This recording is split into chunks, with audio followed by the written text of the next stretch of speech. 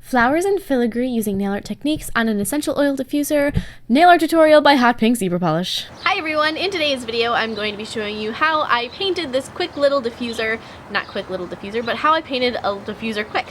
That sounds a little bit better.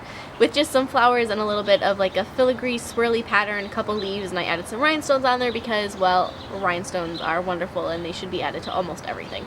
So, except for pants. For some reason, I don't like rhinestones on pants. Personal preference, my sister loves them, I don't know.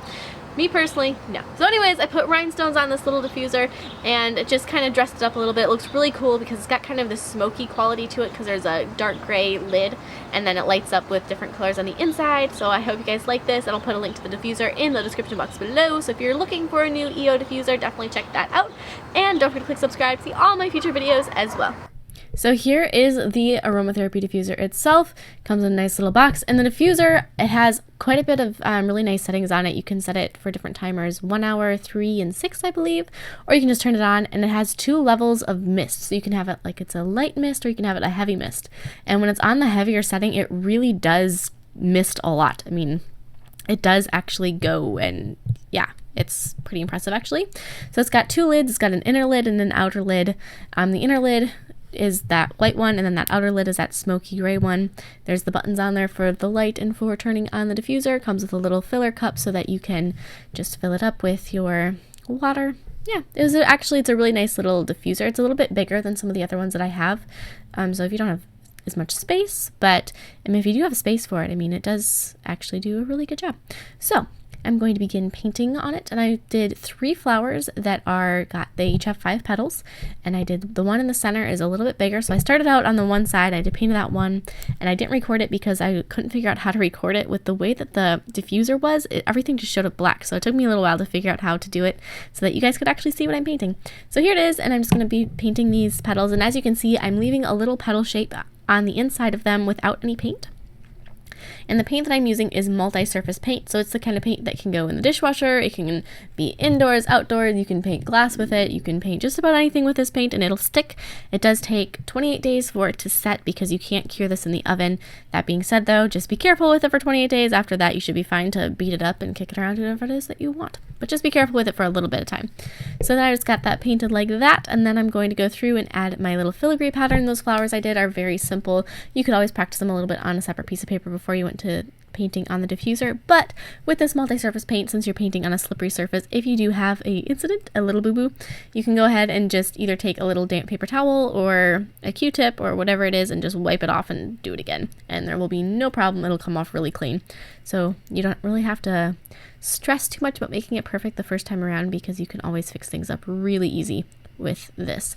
So now to paint my filigree pattern, I started out with one main swirl that I added, and then I'm going to kind of branch things off of that. So everything is going to be attached to that one main piece, or not quite everything, but 99% is going to be attached to that first filigree swirl, and everything else is just going to kind of branch off of it. So now I'm sorry, I'm a little bit off camera here. It's really a weird angle on my wrist when I was painting this to have it be recorded too. But I'm just going to take, and I'm going to be adding a second swirl that kind of overlaps the first one, which is something I've never done. And I saw that in a photo. I thought, oh, I actually really like that, having 2 that, that touch each other, that overlap. I thought that looked really cool. So I want to make sure that I added that. And I also added some leaves. Now to add the leaves, I added first one. I'll do another one and you'll be able to see it a lot better. Then that one that was partially off, I'll do that right now. So I had that first piece, that first main vine, or the main vein in it, not vine, vein, and then add the second line to it. So the actual vein, the main vein going down the center, is clear and there's no paint on it. And then add a whole bunch of just little lines coming off of those. Not any specific kind of leaf here, just kind of a leaf out of my head, a really easy one, almost kind of a feathery looking leaf. Actually, not really even a leaf I recognize, but the flowers aren't anything specific either, so I figured I could really do whatever I wanted with the leaves. And then I'm just going to go through and continue to add little lines here and there just to sort of fill in any gaps or any space. You can continue adding details to this filigree pattern for as long as you'd like. You can stop it whenever you want.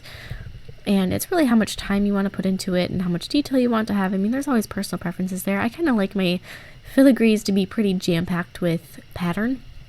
So I just kept adding stuff. And in a moment, you're going to see that I added this line, and then I'm looking at it. I'm thinking, nope, and I just erased it with a damp brush. So I just have a brush that's clean but just has just a tad of water in it, and I could just get rid of that paint I just applied and then touch up the line that was next to it, make sure that still looks good. And then I decided I would rather have it be little dots instead. So then I went through and I added little dots to the pattern here and there wherever I thought they would be good, or where I thought needed a little bit more something, just a little bit, fill in any gaps.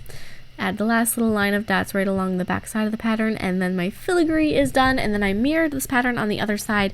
When you're doing that, you can either go back and forth and look at it, which is what I did, or you can take a picture of it with your phone or something and have that next to you so that you don't have to keep turning your hand to look at the other side while you're working on it. So then to attach the rhinestones in the center of the flowers, I decided I would use builder gel, clear builder gel. So just on a dotting tool, I just grabbed some of that and placed that in the center of the flowers. And then I went through and I grabbed my rhinestones. On the smaller flowers, I used 3 larger rhinestones.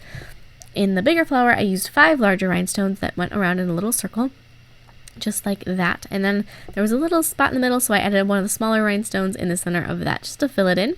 And then I'm going to go through and add the 3 to the other flower. I didn't want to have nearly as many rhinestones on the smaller ones. I wanted to be a little bit more subdued, I guess you could say.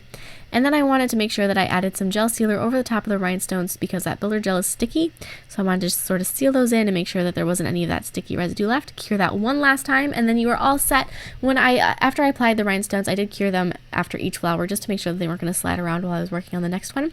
But then that last gel sealer layer I just cured all at once. So I hope you guys like this. This was so much fun to paint, and this diffuser really is rather impressive, and it does scent a room really well. I've got an open house and it did a good job of getting the smell all over the place. So I hope you like it, and don't forget to click subscribe to see all my future videos as well.